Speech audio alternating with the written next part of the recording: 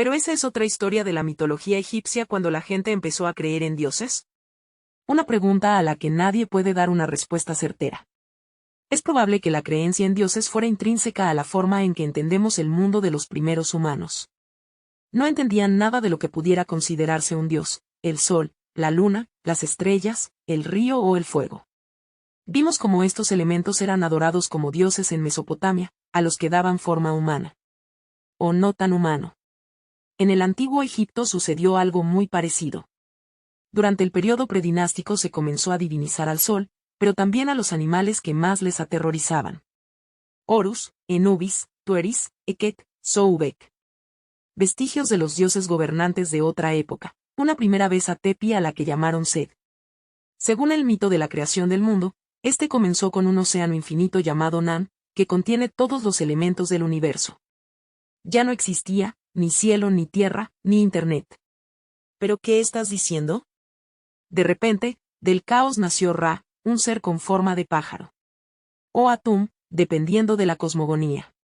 El aliento de esta criatura salió del aire, y su saliva, humedad y lluvia, Tefnut. Después de eso surgió de las aguas un montículo al que llamó Egipto. Mientras Ra creaba animales y plantas, Su y Tefnut follaron espiritualmente y engendraron a Geb, la tierra, y Nat, el cielo. Estos dos comenzaron a copular, de ahí que aquí se viera bien el folleteo entre hermanos. Aunque eran posiciones un tanto especiales, él permaneció como el cielo. Me canso del cargo de minar a sus hijas serían las estrellas. Ra ordenó a Su que los separara, ambos le dieron cosica incesto, y Su se interpuso entre ellos. Así se creó la atmósfera. Pero Nat estaba embarazada y Ra tenía prohibido tener hijos durante 360 días naturales. Aquí está Tot, dios de la sabiduría y la escritura, quería ayudar a Nat a dar a luz, y desafió a Khonsu, dios de la luna, al Zenet. El ganador ganaría tiempo. Y eso ganó Nat, 5 días se pagó menos para tener 5 bebés y un calendario de 365 días. Y Jonsu estaba tan jodido con la derrota que solo podía brillar por completo una vez al mes. Y explicaron la luna llena. No deja de sorprendernos. Imaginación humana. Nacieron Osiris, Isis, Ses y Neftis, y la tierra feliz estaba repleta de otros dioses. Ra decidió observarlos y envió uno de sus ojos para observarlos, pero cuando regresó vio que había otro ojo que lo reemplazaba, y lloró y las lágrimas brotaron de hombres y mujeres. Pero Ra tomó su ojo lloroso y se lo colocó en la cabeza, dando origen al sol. Todos los días de Ra recorriendo el cielo iluminando el mundo con él hasta que fue tragado por Nat y continuó su viaje cíclico por el inframundo, la Duat. Allí cada noche se enfrentaba a Apopis, el Joker de la mitología egipcia, al caos que destruiría el Mat, el orden cósmico. Aquí nace la lucha entre el bien y el mal, simbolizada casi siempre con serpientes. Los humanos comenzaron a adorar mucho a Ra, y dependiendo de la ciudad, Memphis, Heliópolis, Hermópolis, Tebas. Le representamos de diferentes maneras. Halcón, en forma humana, e incluso se manifestaba como Kepri, con un escarabajo, que según los egipcios, empujando bolas de mierda era como el sol que amanece todos los días. Todo muy poético. Los hombres decidieron comparar a su dios con un insecto conductor chupapelotas, no había suficiente veneración, por lo que comenzaron a construir sus templos. En tal Heliópolis había obeliscos que simbolizaban el montículo primitivo, el Benben, donde se posaba Venu, el pájaro de Ra nacido del fuego, símbolo de la renovación, que milenios después crearía el mito del Fénix en Grecia. Si nos vamos a la ciudad de Manfes esto cambia un poco, como lo fue su dios creador supremota. Pero bueno, cada uno a su pelota. El caos es que Ra se inventó huevos que comparasen con estiércol de vaca, y envió a su hija Sekhmet, la diosa león, a destruirlos. El muy salvaje pasó por 4 pueblos y Ra decidió perdonar al humano y convertir a esta diosa de la guerra en Hazer, diosa de la dulzura y el amor. Luego sincretizaría con Bastet, la diosa gata. Fue en Abidos donde comenzaron a rendir culto al que se convertiría en el dios más popular del antiguo Egipto, especialmente a su mito Osiris. Dios de la vegetación, la agricultura y la fertilidad, de ahí su color verde. Osiris tenía un hermano, Ses, que como os dije, y a causa de este mito, se convirtió en un ser maligno. También tuvo 2 hermanas, Isis y Neftis, con quienes se casó. Qué hermoso es el amor. Osiris gobernaba el mundo de los hombres y Ses estaba celoso, porque a ella le había tocado gobernar el aburrido desierto salvaje, por lo que decidió encargarle cargos a su hermano. Primero lo metió en un ataúd y lo arrojó al río. Falla. Posteriormente tomó a Osiris y lo partió en 14 pedazos y los escondió por todo Egipto. Isis, con la ayuda de Neftis y 7 escorpiones, encontró todas las piezas excepto una, su polla, pero utilizando una fabricación casera y un poco de magia en su cuerpo concibió a Horus. Toma necrofilia. Este dios con cara de halcón, Ses, finalmente vengó a su tío. Durante sus muchas luchas Horus perdió un ojo, que luego recuperó Sat. Este ojo, o símbolo llamado Audhat, representa la victoria del bien sobre el mal, y para los egipcios era un talismán de protección muy importante. Como si eso fuera poco, Horus, al igual que su difunto padre, acabó sustituyendo a Ra como dios de Egipto. ¿Cómo? Resulta que había una manera de obtener los poderes de Ra, y era conociendo su nombre secreto. Todos los dioses tenían uno. Isis, para conseguirlo, creó un animal con baba Ra, cobra, que mordió a este dios y le hizo caer envenenado. Isis se ofreció a curarlo a cambio de su nombre secreto y Ra finalmente lo cuenta. Y así se convirtió en faraón Horus, y la roca comenzó a adorarse en Hieracómpolis. Ra, recuperado, regresó al cielo con su sol y su hidroavión. Después de esto me esconderé en un agujero y no saldré en 2 años. Osiris estaba muerto, y tuvo que permanecer en Duat.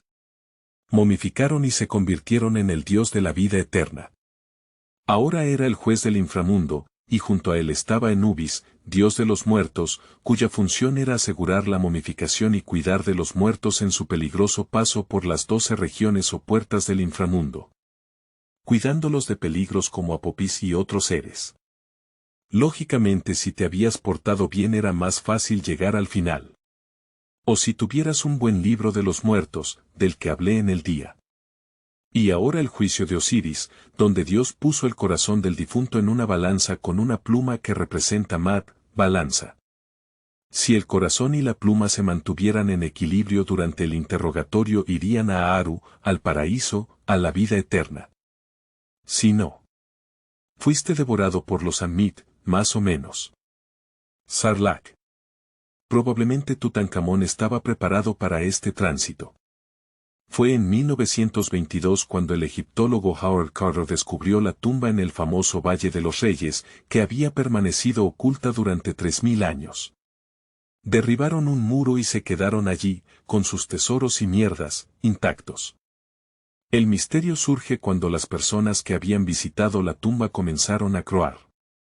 El primero fue Lord Carnarvon, quien financió la expedición. 4 meses después del descubrimiento fue picado por un mosquito y le cortó la picadura mientras se afeitaba, se infectó y se lo llevó por el culo. También se dice que justo cuando murió se produjo un apagón en el Cairo. Más misterioso que esto. Pequeñas cosas. Su hermano, Audrey Herbert, también presente en la tumba, inexplicablemente Dino llega a Londres. Del mismo modo, por el muro que cayó fulminado. El tipo que radiografió la momia de Tutankamón enfermó y murió 2 meses después. El secretario de Howard Carter sufrió un infarto y salió. Finalmente, un profesor canadiense que estudió la tumba murió de un infarto cerebral. Mi filosofía es que la vida no es un lugar seguro. También es cierto que Carter y mucha gente de la expedición vivieron muchos años. Y no se detiene aquí. En los años 60, muchas de las piezas encontradas en la cámara de Tutankamón fueron de gira por museos de Europa, y algunos directores de estos museos fallecieron poco después de aprobar los traslados. Incluso los aviones que transportaban los restos sufrieron algunos daños. La última víctima podría ser el actor británico Ian McShane, que dejó caer su coche por un acantilado el primer día de rodaje de una película sobre esta maldición. Afortunadamente solo una pierna rota. Lo más seguro es que la teoría de la maldición sea cosa de prensa, aunque desde hace tiempo se especula con un hongo mortal podrido que podría haber crecido en las tumbas que cerraron y al abrirlas podría haber infectado la roca.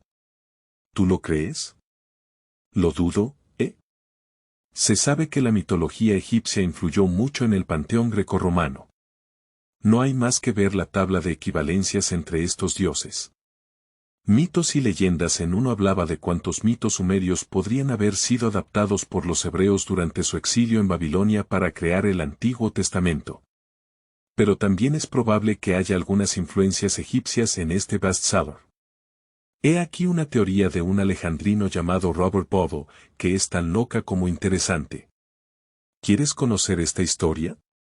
Vamos. Los egipcios estaban obsesionados con las estrellas, como cualquier pueblo que hubiera vivido en esa época. La contaminación cero parecía tremendamente bien. Una constelación que les llamó mucho la atención fue Orión, nuestro cazador, con su legendario cinturón de Orión. Se relacionaban con Osiris. También creían que la estrella Sirio, la estrella más brillante del cielo, en la constelación de Can Mayor, era Isis. Sobdeto anteriormente asociado con Sousis. La aparición de Sirio en el horizonte tuvo lugar durante el solsticio de verano, el 20 de junio, y marcó el año nuevo egipcio y el comienzo de la inundación del Nilo. Y con eso, volvemos a iniciar el ciclo vital de renacer, cosechar, plantar y fertilizar. Esta aparición se produjo luego de estar ausente 70 días del cielo, lo cual se relacionó con el paso de Osiris en la Duat. Su ausencia del cielo fue como el luto de los egipcios, que esperaban la resurrección de su dios. Y ese momento coincidió con el embalsamamiento. Después de eso, la momia de la pirámide. En Gizeh hay 3 pirámides bastante grandes. 2 están alineados y el otro está un poco suelto. Sus caras dan una precisión de la oblea a los puntos cardinales. A Baubal se le ocurrió comparar con Orión la posición de estas pirámides y se dieron cuenta de que coincidían, pero no ahora, sino en la posición en la que estaban hace unos milenios.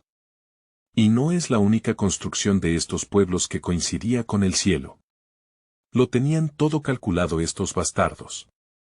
Incluso los 4 pasajes internos de la pirámide de Keops, que se creían respiraderos, apuntan a Orión, Siria, la Osa Menor y Alfa de Conis, conocida como Tuban, que era la estrella que marcaba el norte en la antigüedad, hace 4800 años. Ahora es Pouleris, en la constelación de la Osa Menor, y cambiará con el tiempo.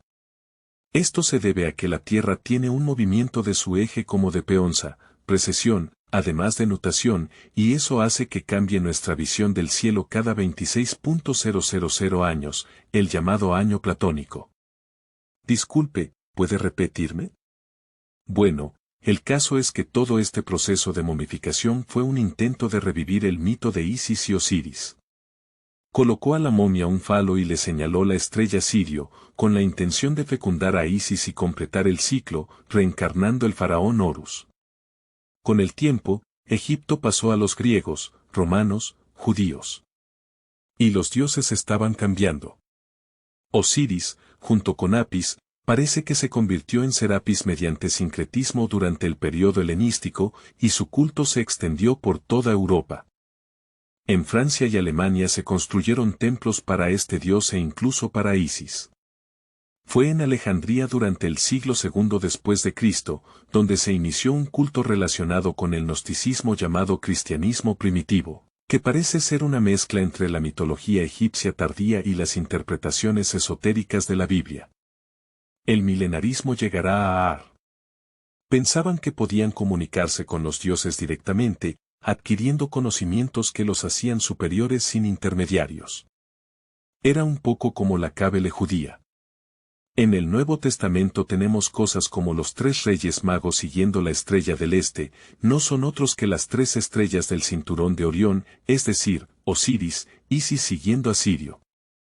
Después de 3000 años de rotaciones y cagadas, Sirio apareció en la época de Jesucristo durante el solsticio de invierno, el 20 y tantos de diciembre y no en verano. Cuando salga la estrella, significaría que Horus nació de Isis. Tú, te has ido un poco. Bueno. Mientras intentaba entender la teoría de este hombre me surgieron muchas dudas, algo andaba mal. Entonces contacté a 2 astrofísicos para que me explicaran si esto es cierto y la verdad no. Sí que se reconoce la influencia egipcia en las religiones futuras, pero la cuestión de Sirio es mucho más compleja y técnica.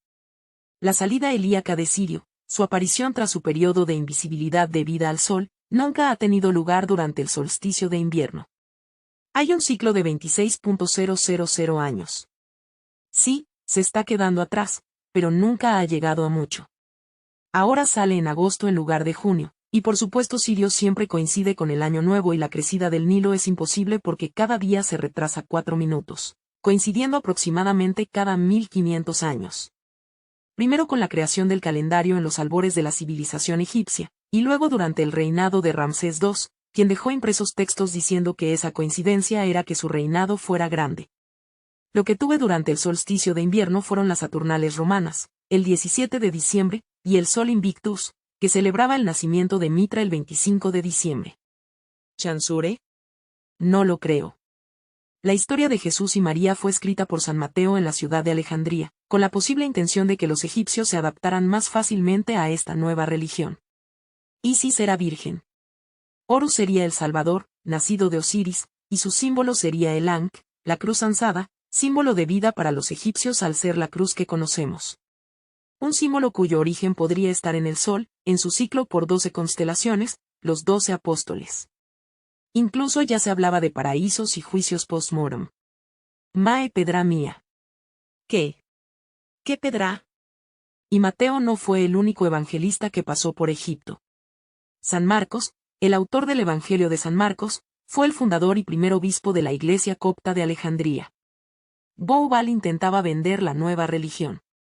En el año 325 después de Cristo, en el concilio de Nicea en Turquía, Constantino y la Iglesia se reunieron para ver qué diablos hacía con la religión, porque el cristianismo había sido aceptado como religión oficial pero entre los cristianos había muchas divisiones, por lo que decidieron crear un dogma unitario para evitar estas fricciones. De esto hablaré más adelante, pero los gnósticos les dieron buen culo. Para ellos, y todo eso era pagano. El culto a Serapis, su templo y la biblioteca de Alejandría a la hoguera, que es lo que se ve en la película Ágora a Alejandro Amenábar. Finalmente hubo un grupo amoroso de los tardíos egipcios que parecía esquivar esta tradición de represión. Habla hermético, una especie de misterioso movimiento ocultista fundado por Hermes Trismegisto, fundador de la alquimia y relacionado con el dios Tot y Hermes con su forma griega. Se cree que este pueblo era un grupo interesado en los conocimientos ancestrales que tenían los antiguos egipcios sobre un conocimiento previo. Quizás una primera civilización fundada por estos dioses. Volvamos a los Anunnaki, los seres zoomorfos, seres con alas. ¿Qué dices? Hippie colgao. Todo esto daría lugar a muchas otras corrientes ocultistas, como la Orden Rosacruz o la masonería. Se cree que Napoleón, que viajó a Egipto con la primera gran expedición científica, era masón y quería aprender más sobre esta cultura de primera mano. El tipo entró en la Gran Pirámide y permaneció allí durante horas. Cuando salió estaba alucinando. No se sabe qué había allí dentro, pero desde entonces cambió su vida. Se cree que Napo y sus seguidores petaron a la capital francesa de referencias a estos dioses. Construyeron los campos elíseos alineados con Sirio, la plaza de Gol antiguamente llamada Plaza de la Estrella como las pirámides del Louvre. E incluso el nombre de París era antiguamente Parisis, casa de Isis. Y eso sin contar los cientos o miles de obeliscos que hay repartidos por todo el mundo. Esto parece una película de Hitchcock. A ver, con esto no quiero decir que cultos ocultistas como los Illuminati tengan que ver con los mitos egipcios, y con un conocimiento antiguo y ancestral que tratar de mantener oculto con la esperanza de mantener un nuevo orden mundial.